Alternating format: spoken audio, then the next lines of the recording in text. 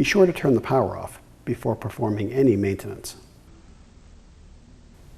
Before performing this service, it is necessary to shut off the water. Find the saddle valve, turn it clockwise until it stops. All right, let's slide the water panel into the scale control insert. The spray paint on one edge, that must be up.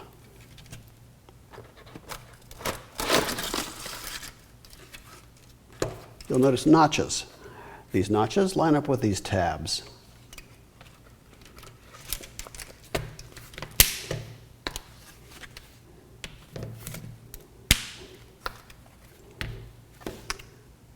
This little grooved section faces the inside of the humidifier. This side faces the ductwork or furnace. The assembly is now ready to be installed inside of your humidifier. Slide the brass nut onto the feed tube. Now install the nylon ferrule. Be sure to put the ferrule on with the pointy end aiming towards the orifice.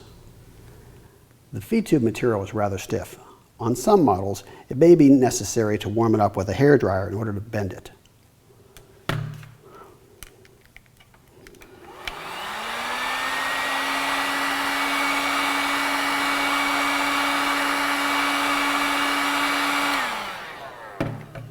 Be careful not to overheat it.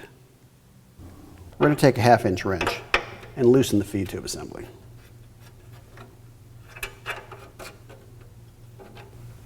Now let's connect the feed tube assembly to the solenoid valve. Insert the orifice end into the solenoid valve. Slide the ferrule and the nut forward. Hand tighten it. Now get out the wrench and snug it up. So now we're going to change the strainer screen. This is the incoming water line, the solenoid valve, and the feed tube. There's an arrow here indicating which direction the water flows through the solenoid valve. Here's the tools we'll need.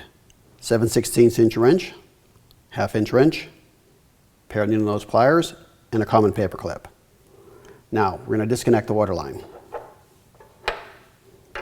We're going to loosen this up.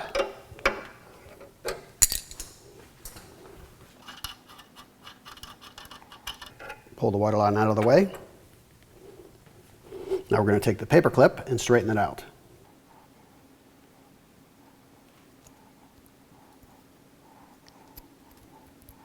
All right, that's straight enough. Now we're going to bend a small hook on one end of it.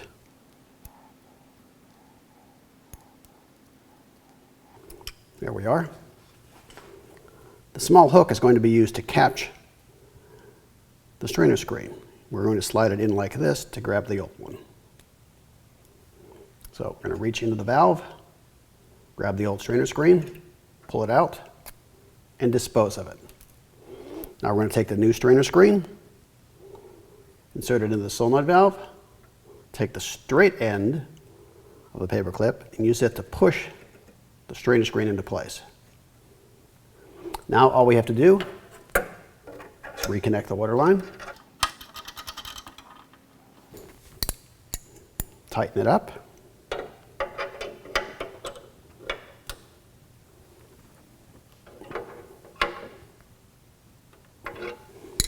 and there we have it. It's all done. Now the only thing you need to do is turn the water back on. Now let's attach the nozzle to the cabinet base. There's a little tab right here. It goes into the socket.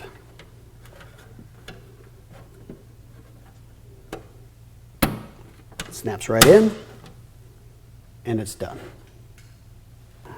I'm your host, Jay. Thank you for watching. For additional help or questions, please feel free to contact us.